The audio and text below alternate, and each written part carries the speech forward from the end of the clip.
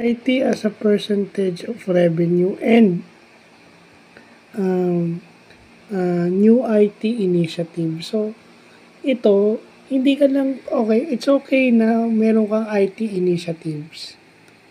Kung meron kang mga IT projects na gustong simulan at a given period, yun ang new IT initiatives. At a given period, may IT projects siyang sisimulan. Pero, yun bang IT projects mo can be aligned with the company's income o yung sinasabi nilang IT expense at a IT expense as a percentage of revenue.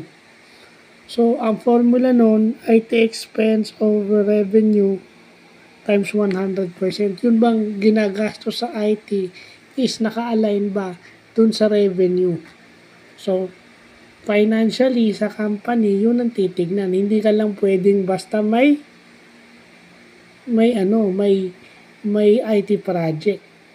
Yeah? Ba sa school, pag in-automate mo ba yung enrollment process, dadami ba enrollees? At saka, dahil naka-automate yung process mo, makakaengganyo ba na, uy, maganda palang mag-aral ng computer science o IT rito kasi tingnan mo yung process nila, nakakaengganyo ba ng estudyante yun? Kasi pag sa school, yung enrollees ang hinahanap. Lalo na sa mga private schools, no? Kasi sa state universities, libre, di ba? Pero paano pag sa private institutions? Yeah? Nakakaengganyo ba ng estudyante yun? Kasi mahirap yung turo, wala ng turo. IT, sabihin mo sa company. Di ba? Pero dapat i-ano mo rin yung sa academics. Sa academe, paano nakakatulong yung IT o information technology sa academics o sa academe. Hindi pwedeng mo sa company lang. Although totoo na pagka-graduate ng isang estudyante sa companies naman siya mostly yung karamihan sa kanila, majority of them sa company mapupunta. Paano kung mapunta ka sa academics? Ma-inline ka sa pagtuturo at marami akong kilalang ganyan.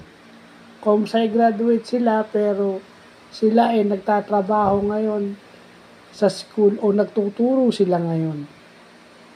Yung isa nga, full-fledged na public school teacher pero ang kanyang course talaga originally is computer science.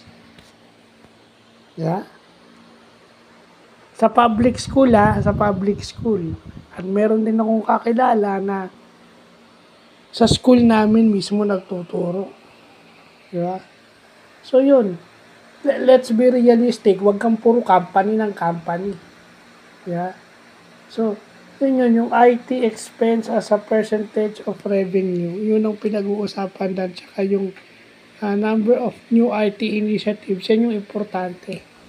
It's okay na meron kang IT initiatives, may projects ka. Pero ito yung dapat titingnan mo. Yung ba naka-align sa income ng company? Kumbaga, kikita ba yung company because of your projects? Kasi pwede mong sabing gagamitin.